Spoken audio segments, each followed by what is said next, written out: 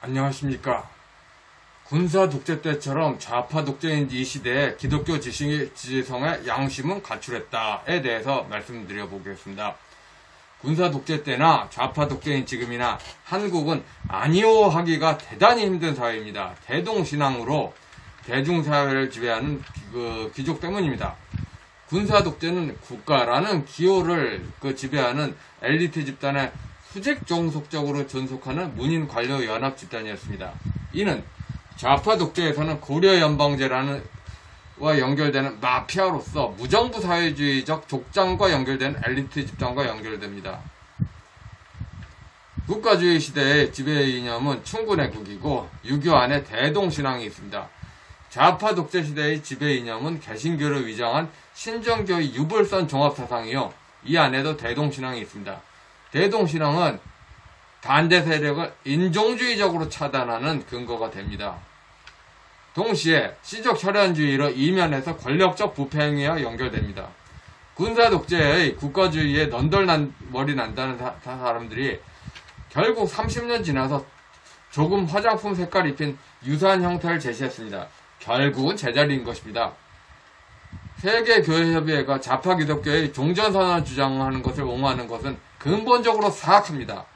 그게 교회 기구를 악용하는 타종교의 목소리임을 충분히 알고 있었기 때문입니다. 그런데 세계교회협의회 지도부가 자기들이 세운 자신들의 신학을 깨뜨리며 지원하는 것뿐만 아니라 한국교회에 내포되는 모두가 알면서 안위화하지 못하는 부분에 대해서도 신경을 쓸 필요가 있습니다. 켈빈의 기독교 강의 2권의 20 챕터 영적인 분별에는 성령의 조명하심이 필수란 챕터가 있습니다.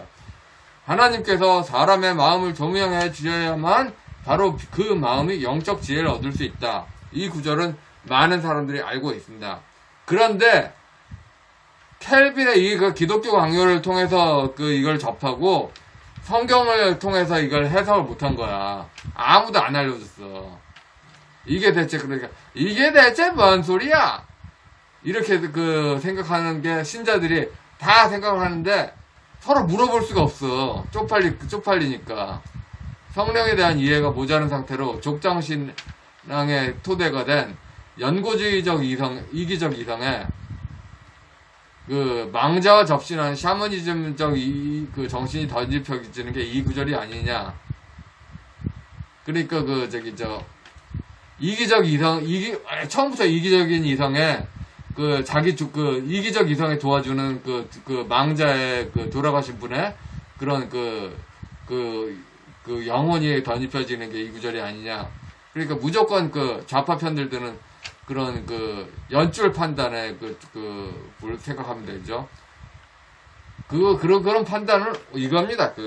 성령에 대한 몰이와 착각이 신종교 무당신앙에 기초된 조상신 상제신앙이 성령인 양 착각을 몰고 와서 이렇게 되는 겁니다. 인간이 하나님께 닿으려면 그리스도를 통해야 됩니다. 십자가 인식을 통해야 합니다.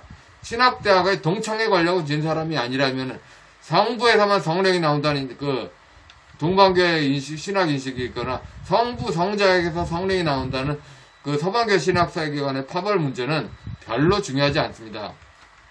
성경 본문에서 이해된 신학 인식이 아니라 신학 이론서에 기반된 신학 인식의 문제와 이것이 조선시대 붕당하고 연결돼서 그렇게 확장된 건데, 실제로 성경에서 그렇게 시작하는 신학 인식에서는 별로 큰 문제는 아닙니다. 구약 성경은 히브리 말로 기록됐고 신약 성경은 헬라어로 기록됐습니다. 조직 신학은 히브리적 신앙 체험을 헬라적인 철학 개념으로 표현하면서 생겨났습니다.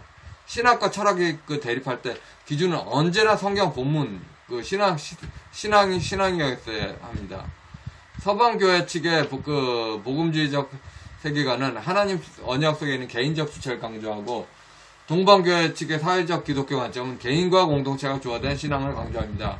동방교회, 서방교회 어느 쪽으로 가도 성경의 기준임은 변하지 않습니다. 히브리적 신앙 체험에서 헬라적 이성을 거부하는 것이 중국 문명적인 족보학을 긍정해도 좋다는 것을 허락하는 것이 아닙니다. 이성을 거부하자, 인본주의를 거부하자 하는 것이 족보학을 긍정해도 된다는 게 아닙니다.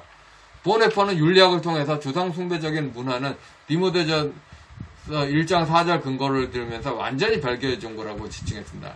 한국 사회에서 진짜 문제점은 조선시대의 성리학 지배 같은 종교 정치 권력이 나타나고 이것이 자유민주주의를 훼손한 측면입니다.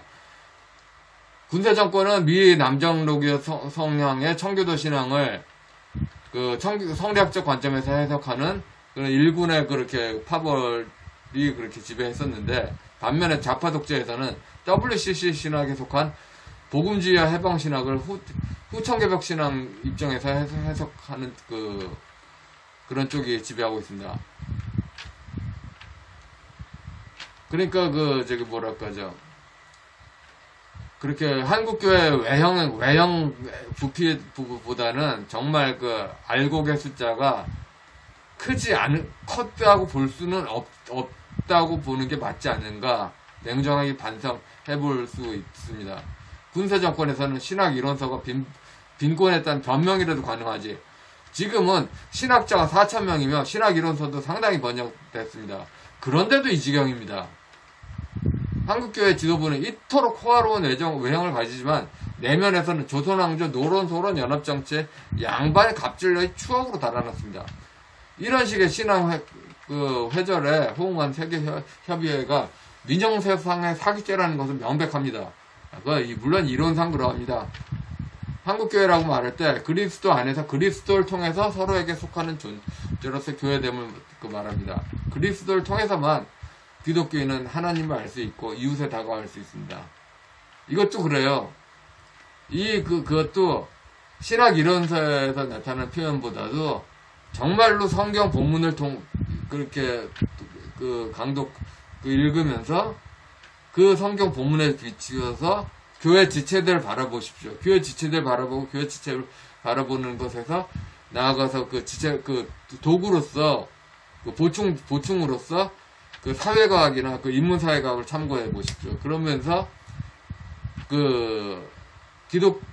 그리스도를 통해서 하나님을 만날 수 있죠. 군사정권에서 사회 음질을 예민했다고 하는 사람들이 신정기 혈안신앙을 가지고 조직신학 용어를 교회말로 씌웁니다. 여전히 그들은 다른 의미로 사회 음질을 외면합니다.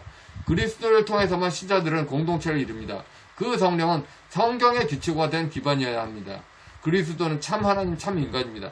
모든 것을 버리고 인간이 되신 게 그리스도입니다. 논어, 맹자, 중형, 대학으로 무장한 강한 의리론으로 4대 분식과 180도 다릅니다. 그리스도를 따르는 제자된 신자는 그리스도의 사랑을 실천하면서 이웃을 보고 피조 세계로서의 하나님 세상을 바라봅니다. 세계교회협의회가 후원하는 좌파 집단의 노골적인 종족 중심적 편들기 판결 문제는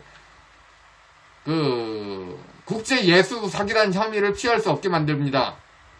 한국 교회는 이런 문제에 대해서 정말 조용합니다. 이런 문제를 만드시는 분들이 대개 노인분들이고, 이런 노인분들한테 아니요 라고 조금이라도 아는 분들이 말하면은 실업자가 될 겁니다. 아무래도 기독교 분야에서 잘못된 부분은 그 분야에서 전문 교육을 받은 사람들이 많이 할 거 아닙니까?